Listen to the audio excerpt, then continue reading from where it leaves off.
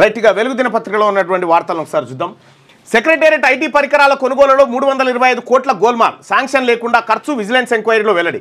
6 నెలల్లో అంచనాలు రెండింతలు, విచారణ లేకుండానే అంగీకరించిన గత ప్రభుత్వం. టెండర్లు పిలవకుండా నామినేషన్పై అప్పగింత, ప్రభుత్వానికి అందిన విజిలెన్స్ రిపోర్ట్. సెక్రటేరియట్లో ఐటీ పరికరాల కోసం 325 కోట్లు గోల్మాల్ చేసినట్టు. కేసీఆర్ గారి హయాంలో గోల్మాల్ అంటే చాలా చిన్న విషయం. అది డాడీ నాకు కొన్ని పైసలు ఎన్నిరా బిడ్డ అంటే 15 సరిపోతాయిరా, 30 తీసుకోపో, 30 కోట్లు ఇచ్చేయరా భయ్, అంత ఈజీగా ఎత్తుకపోయారు. కంప్యూటర్లు ఉంటారు కదా, వాళ్ళ కథం చేసినట్టు పైసలు. మీకు ఇంకోటి ఏంటంటే 317 జీవో తీసుకొచ్చింది శ్రీపాల్ రెడ్డి సారథ్యంలోనే. రెండో విషయం ఏంటంటే అప్పుడు ఎప్పుడొస్తాయో జీతాలు తెలియకపోతే కూడా ఈయన సపోర్ట్ చేయలే. అది ఇలా కాంగ్రెస్ పార్టీ ప్రభుత్వం అధికారంలోకి వచ్చిన తర్వాత 1 తారీఖు జీతాలు ఇస్తా ఉన్నారు టీచర్లారా. వీళ్ళు చేసిన కథ గది శ్రీపాల్ రెడ్డిది. ఇగో శాంక్షన్లు లేకుండా 325 కోట్ల రూపాయలు గోల్మాల్ చేసిరట. కోట్లే అలా టెండర్ కూడా కాదు, నామినేషన్ పద్ధతులు ఇచ్చేసిరట. ఇగో నామినేషన్ పై అప్పగింత, ఇగో ఈయనకి ఇవ్వాలనుకుంటే ఇచ్చేసుకో గంతే. ప్రభుత్వానికి విజిలెన్స్ రిపోర్ట్ అందిందట, ఇది బయటికి రావాల్సినటువంటి అవసరం ఉంది. కులాల జాబితా సవరణ పార్లమెంటు పని. కులాల జాబితాను సవరించడం, కొత్త చట్టాలను రూపొందించడం పార్లమెంటు పని అని సుప్రీంకోర్టు పేర్కొంది. ఈ వ్యవహారంలో కనీసం కామాను కూడా మార్చలేమని స్పష్టం చేసింది. ఆర్యకటికలు తమను ఎస్సీలో చేర్చాలంటూ వేసిన పిటిషన్పై ఈ కామెంట్స్ చేసిందట. రైట్, సుప్రీంకోర్టు ఓసారి చాలా నిజాయితీగా మాట్లాడుతుంటుంది. కామా పులి స్టాపులు కూడా మార్చలేమని. ఇదే భారత పార్లమెంటు చేసిన చట్టాన్ని బీసీ రిజర్వేషన్ 2 ఏళ్ళు ఆపింది. అప్పుడు కామాల పులి స్టాప్ ఉండదు, మాకు ఫ్రీడమ్ ఉంటుంది. ఏ నివేదిక లేకుండా డైరెక్ట్ బీసీ టాపిక్ వస్తే కోర్టులకు సిసి అనుకుంటే కోర్టులు బీసీ టాపిక్ వస్తేనే. నీళ్లు సీమకు, నిధులు కేసీఆర్కు. 10 ఏళ్ల బీఆర్ఎస్ పాలనలో జరిగింది ఇదే. సీఎం రేవంత్ రెడ్డి పాలమూరు ప్రాజెక్టులను కేసీఆర్ పూర్తి చేస్తుంటే ఇప్పుడు చంద్రబాబుతో నీళ్ల పంచాయతీ ఉండేది కాదు. ఆనాడు వైఎస్ఆర్కు ఊడియగం చేసి రాయలసీమ కృష్ణా జలాల తరలింపులకు సహకరించిండు. ఏపీ పోతిరెడ్డిపాడుకు పొక్కబెట్టి 40,000 క్యూసెక్కులు తరలించకపోయేలా చేసిండు. ప్రగతి భవన్లో జగన్కు పంచభాక్ష పరమాన్నాలు పెట్టి రాయలసీమ లిఫ్ట్కు పథకం పన్నిండు. కాంట్రాక్టర్ల కమిషన్ల కోసం కక్కుర్తిపడి మన ప్రాజెక్టులను పట్టించుకోలేదని ఫైర్. మోదీ కేసీఆర్ తన పాలనపై చర్చకు సిద్ధమని సవాల్. నారాయణపేట జిల్లా అప్పక్పల్లిలో ఇందిరమ్మ ఇండ్లకు సీఎం శంకుస్థాపన చేసినటువంటి ఫోటోను మనం ఇక్కడ చూడొచ్చు. హామీల అమలుపై చర్చకు సిద్ధమా? 12 ఏళ్ల ప్రధాని మోడీ పాలనపై, 10 ఏళ్ల కేసీఆర్ పాలనపై, 12 నెలల మా పాలనపై చర్చకు సిద్ధం. ఒకవేళ చర్చలో మేము ఓడిపోతే ముక్కు నేలకు రాస్తా. ఢిల్లీలో మోడీ ఉన్నాడు, ఆయన మనుషులు బండి సంజయ్, కిషన్ రెడ్డి ఇక్కడ ఉన్నారు. వాళ్ళిద్దరికి నేను సవాల్ చేస్తున్నా. 2014, 19, 24లో మోడీ ఇచ్చిన హామీలు, 2023లో మేమిచ్చిన హామీల మీద చర్చకు సిద్ధంగా ఉన్నాం. కాంగ్రెస్ నుంచి నేను దామోదర్ వస్తాం. బీజేపీ నుంచి కిషన్ రెడ్డి, బండి సంజయ్ రావాలి. బీఆర్ఎస్ నుంచి తండ్రి కొడుకులు వస్తారా, మామ అల్లుడు వస్తారా, బావబొమ్మడిది వస్తారా, ఎవరైనా రండి, ఎక్కడైనా ఎప్పుడైనా చర్చ పెడదామని చెప్తా ఉన్నారు. వీళ్ళకు ఇంతమంది అక్కర్లేదు, వాస్తవానికి కూడా వీళ్ళకి ఇంతమంది అక్కర్లేదు. విధ్వంసం కదా కేసీఆర్ పరిపాలన అంతా. ఇగో గిడ పైన లేదు, పావుల పనికి రూపాయి ఖర్చు పెట్టిండు. విధ్వంసం కదా. కాంగ్రెస్ పార్టీ విధ్వంసం చేయలే, మీలాగా విధ్వంసం చేయలే. బీఆర్ఎస్ పార్టీ హయాంలో జరిగిన విధ్వంసం. ఇలా ఎవరిని నేను అడుగుతా ఉన్నా, కిషన్ రెడ్డి గారిని, అనిల్ అంబానీ తీసుకున్నటువంటి అప్పు 46,000 కోట్ల రూపాయలు భారత ప్రభుత్వం మాఫీ చేస్తుంది. ఇదే నరేంద్ర మోడీ గారు బీసీ ప్రధానమంత్రి అని చెప్పుకునే నరేంద్ర మోడీ గారు మొత్తం దేశవ్యాప్తంగా 10 ఏళ్లలో ఓబీసీ విద్యార్థులకు స్కాలర్షిప్లు 9,000 కోట్ల. ఎక్కడ చర్చకు కూర్చుందామో చెప్పురిగా. ఇదే కేసీఆర్ గారు, మీరు మీ కొడుకు ఆర్థిక విధ్వంసం పక్కకు పెట్టు, సామాజిక విధ్వంసం ఎట్లా చేసిరో దాని మీద చర్చకు సిద్ధమా? 33% ఉన్నటువంటి బీసీల రిజర్వేషన్ను 18-19% తీసుకొచ్చింది మీరు కాదా? అసలు ఈడబ్ల్యూఎస్ కోటాను తెలంగాణ రాష్ట్రంలో ఇంప్లిమెంట్ చేసిన ద్రోహి కేసీఆర్ కాదా? ఏది లేకుండా డైరెక్ట్ తీసుకొచ్చి మీ 2 పార్టీలు, Bharatiya Janata party, BRS party, మీరు చేసిన విధ్వంసం ఇది కోలుకోలేని విధ్వంసం తెలంగాణ రాష్ట్రానికి.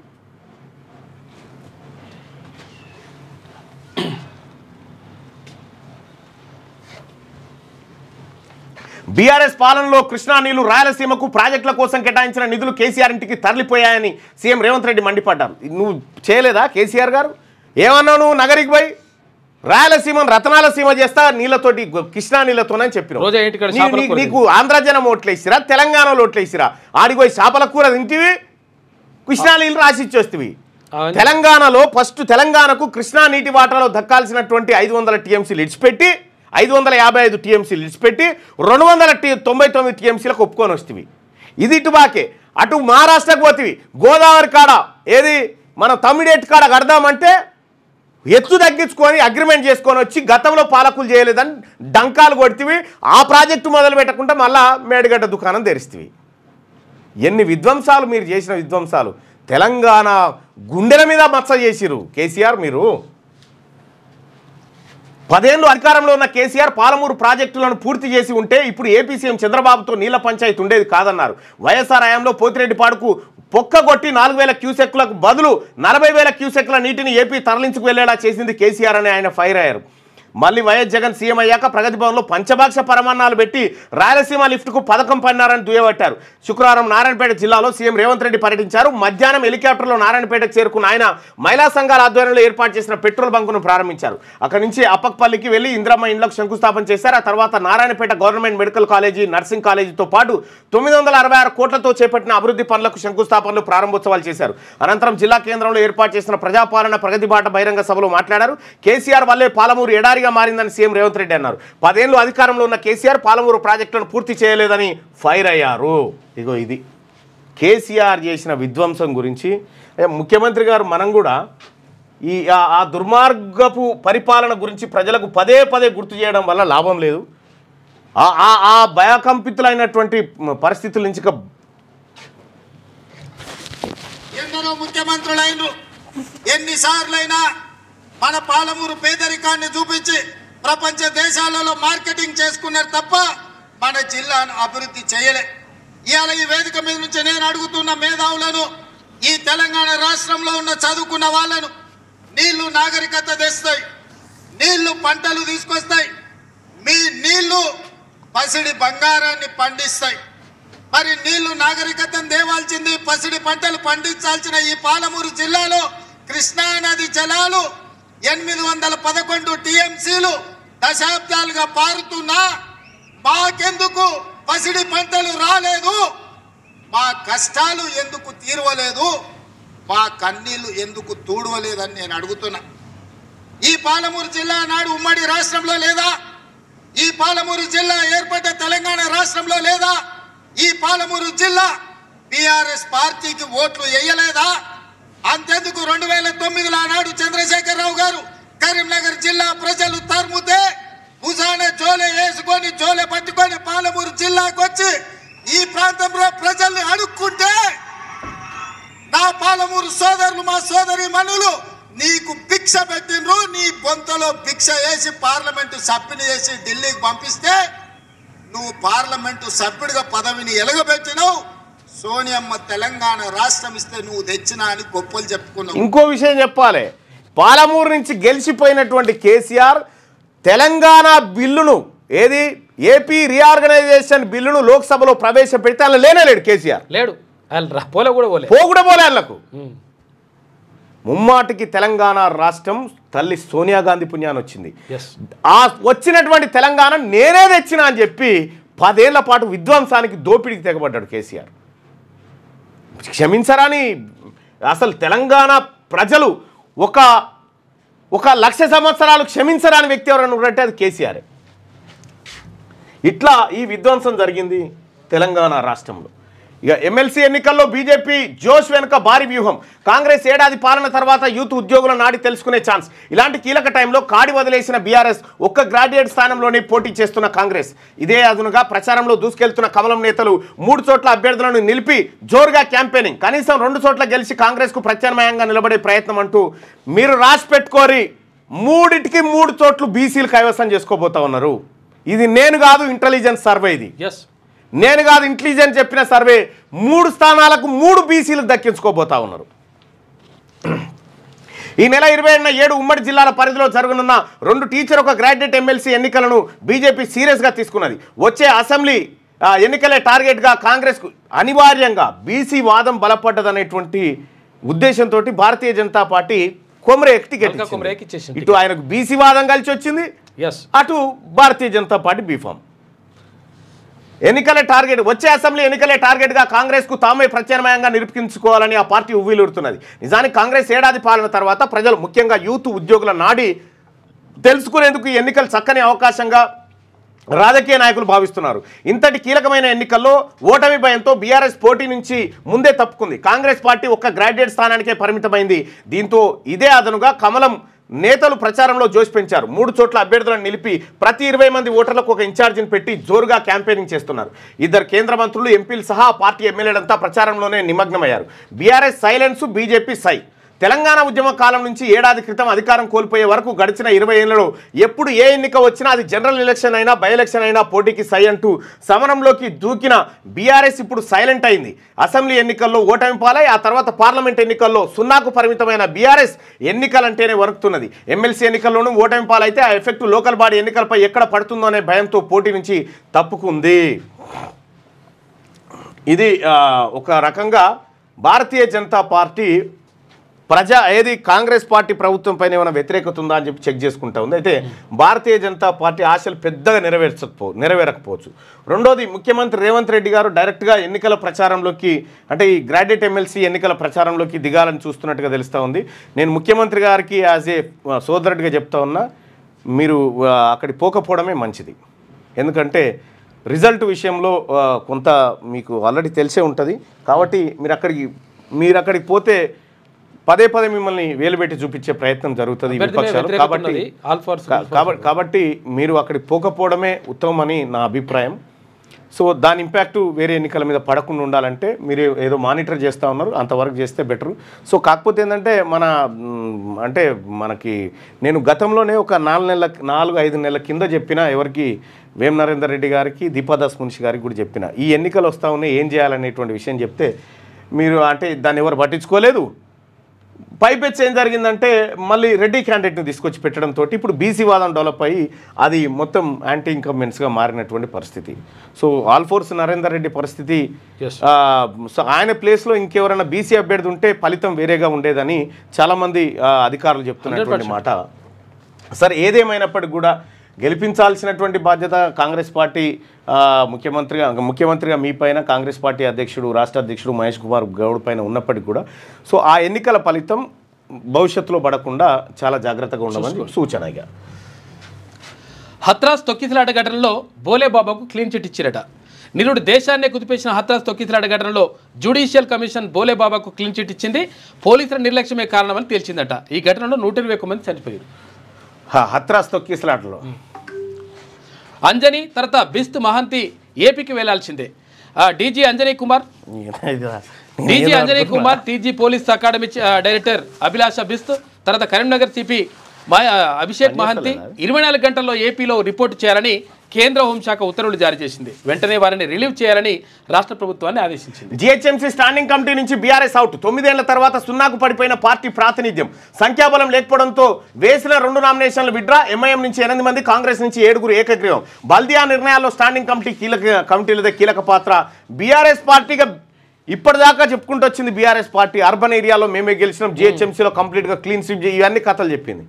తీరా ఏడాది గడవగానే బీఆర్ఎస్ పార్టీ నుంచి కార్పొరేటర్ కూడా ఎవరు కూడా నామినేషన్ వేసే పరిస్థితి లేదు. ఖతం అయిపోయింది ఇక్కడ కార్పొరేషన్లో కూడా.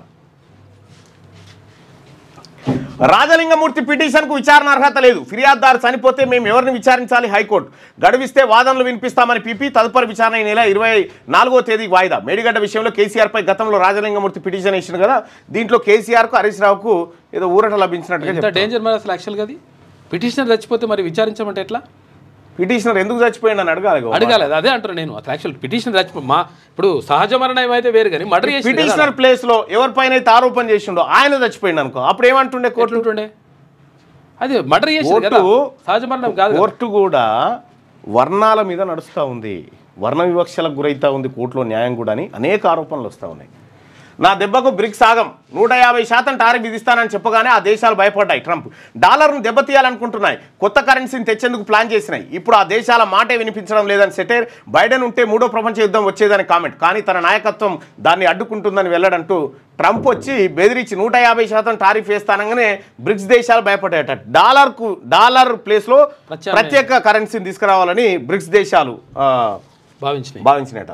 ఈ అమెరికా నిధుల వ్యవహారం, బీజేపీ కాంగ్రెస్ మాటల యుద్ధం. విదేశీ శక్తులతో కాంగ్రెస్ చేతులు కలిపిందని బీజేపీ ఫైర్. విచారణ చేపట్టి నిజాలు తేల్చారు. బట్టగా కాల్చి పట్టుకున్న మీ దేశంలో భారతీయ జనతా పార్టీని మించిన వాళ్ళు లేడుగా. 116 టీఎంసీలు కావాలి. జూన్ వరకు పంటలకు నీళ్లు ఇవ్వాలి. కృష్ణా బోర్డుకు తెలంగాణ విజ్ఞప్తి. ప్రస్తుతం అందుబాటులో ఉన్న 72 టీఎంసీలు వెంటనే విడుదల చేయాలి. ఏపీ వాటా 66% అయినా 75% తోడేసింది. ఇకపై శ్రీశైలం, సాగర్ జలాలను వాడకుండా ఏపీని కట్టడి చేయాలని డిమాండ్. కేఆర్ఎంపీ మీటింగ్కు ఏపీ అధికారులు డుమ్మా కొట్టిండ్రు. 24కు వాయిదా పడ్డారు. ఏపీ అధికారులు ఎందుకు డుమ్మా కొడుతున్నారు? వాళ్ళకి మంచి జరుగుతుంది కాబట్టి.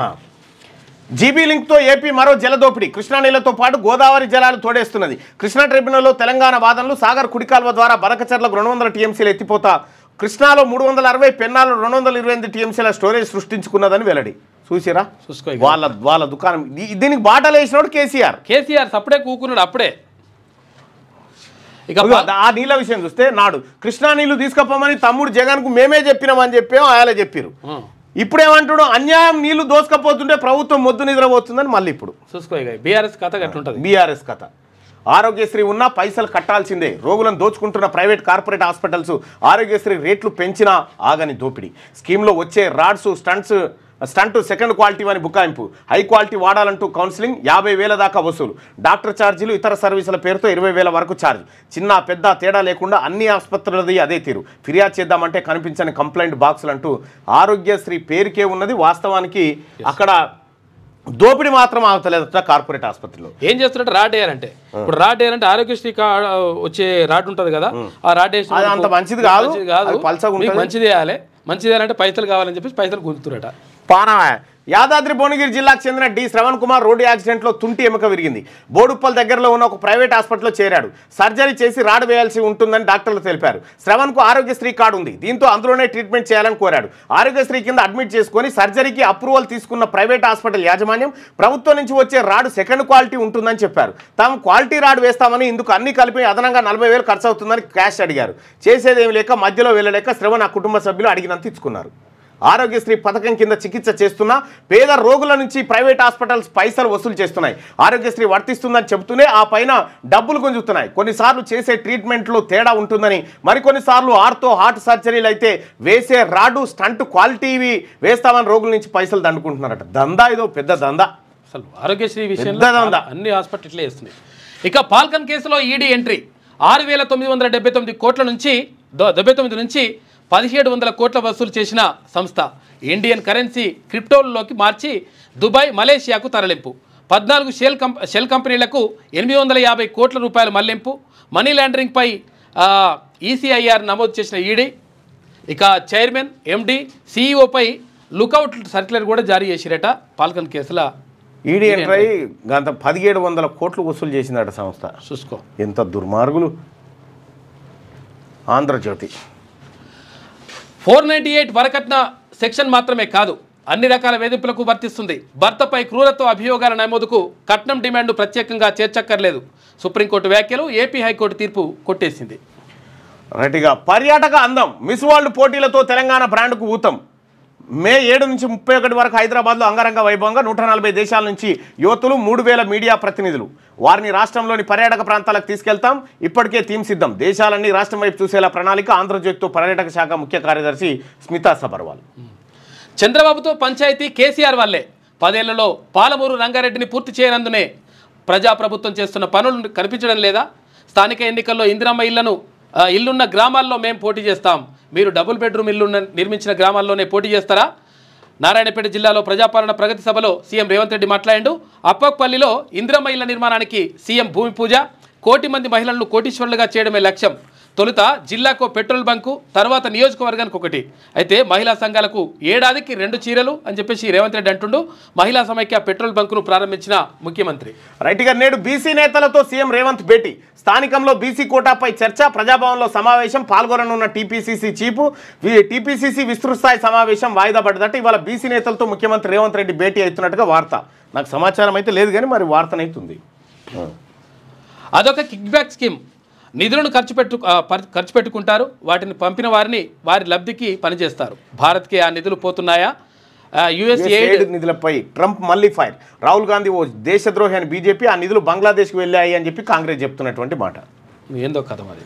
ఎల్ఆర్ఎస్ ఫీజు నిర్ధారణ. ప్రభుత్వ భూమి, జలవనరుల సమీపంలోనివి కాకుండా మిగిలిన దరఖాస్తులన్నిటికీ ఆటోమేటిక్ ఫీ జనరేషన్. రుసుము సమాచారం నేరుగా దరఖాస్తుదారులకి 1-2 రోజుల్లో అందుబాటులోకి ప్రత్యేక సాఫ్ట్వేర్. నేడు మార్గదర్శకాలు జారీ చేయనున్న సర్కార్. ఫీజు వసూలపై సబ్ రిజిస్ట్రార్లకు సర్కులర్ జారీ చేసిరట. హౌసింగ్ బోర్డు భూముల్లోనే టౌన్షిప్లు, 2వ దశలో భూసేకరణ, నిర్మాణాలు. పీపీపీ విధానం లేక రుణాల ద్వారా వివిధ వర్గాల ప్రజలకు తక్కువ ధరలో ఇల్లు ఇవ్వడమే లక్ష్యం.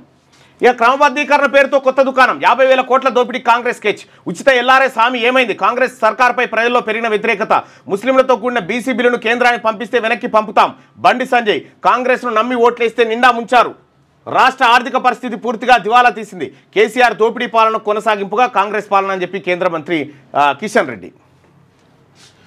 నన్ను తేలిగ్గా తీసుకోవద్దు. Maharashtra deputy CM Eknath Shinde. మహాయుతిలో అంతర్యుద్ధం వార్తల నేపథ్యంలో సంచలన వ్యాఖ్య. ఇక సీఎం ఫడ్నవీస్తో అంతా బాగుంది అన్న 3 రోజులకే మాటల్లో మార్పు వచ్చిందట. రెడ్డిగా బీటెక్, హైటెక్, కోర్ ఇంజనీరింగ్ విద్యార్థులకు ఏఐ, డేటా సైన్స్ వంటి ఎమర్జింగ్ టెక్నాలజీ కోర్సులు 20 క్రెడిట్స్తో కొత్తగా మైనర్ డిగ్రీ, ఆనర్స్ డిగ్రీ. 4 ఏళ్ళు 120 క్రెడిట్స్, 3 ఏళ్లలోనే పూర్తి. 7-8 సెమిస్టర్లంతా ఫుల్ టైం ఇంటర్న్షిప్ ఛాన్సు. ఇకపై 2 ఇంటర్న్షిప్స్, 4 పారిశ్రామిక సందర్శనలు. ప్రొఫెసర్ ప్రాక్టీస్గా ఐటీ నిపుణులు. ప్రతి విద్యార్థికి ఉద్యోగ అవకాశాల లక్ష్యంగా ఇంజనీరింగ్ విద్యలో కీలక మార్పులు. నిపుణుల కమిటీ సిఫార్సు. ఇక అది చదువుకు ఉద్యోగానికి సంబంధం ఉండలేదు అనమాట. అందుకని చదువుకు ఉద్యోగానికి నిన్న ఒక నోటిఫికేషన్ వచ్చింది, అది పెడతా కానీ చూడు. ఇక 3,000 కోట్ల రూపాయలతో ఎస్సీ ఎస్టీలకు స్వయం ఉపాధి పథకాలు. సంక్షేమం కోసం ఎన్ని నిధులైనా వెచ్చిస్తాం. వివిధ సంక్షేమ శాఖల బడ్జెట్ ప్రతిపాదనల భేటీలో డిప్యూటీ సీఎం బట్టి విక్రమార్క మాట్లాడాడు. 3,000 కోట్ల రూపాయలు ఎస్సీ ఎస్టీలకు స్వయం ఉపాధికి పథకాలు పెడతారట. నిన్న పంజాబ్ గవర్నమెంట్ ఒక నిర్ణయం తీసుకున్నట్టుగా తెలుస్తూ ఉంది. ఒకసారి ఆ నిర్ణయం ఏందో చూద్దాం. సరే వాట్సాప్.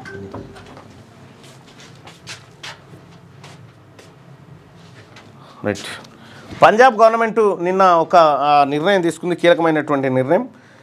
రిజర్వేషన్ పాలసీ విషయంలో the government of Punjab has revised the reservation policy for economically weaker section EWS. Previously 10% of the total posts were reserved for EWS candidates across all categories అంట. However under the new policy only 10% of the posts within your specific category will be allocated for EWS candidates. So, yes.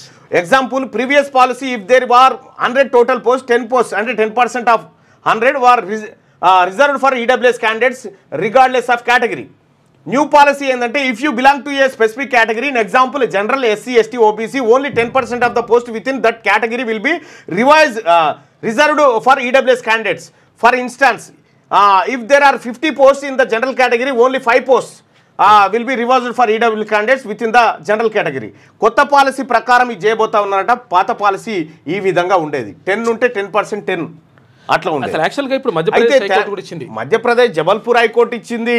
ఇక్కడ ఛత్తీస్గఢ్ కూడా 4% కంటే ఎక్కువ EWS చేస్తలేదు. ఇవాళ తెలంగాణ రాష్ట్రంలో 10కు 10 EWS implement చేస్తూ ఉన్నారు.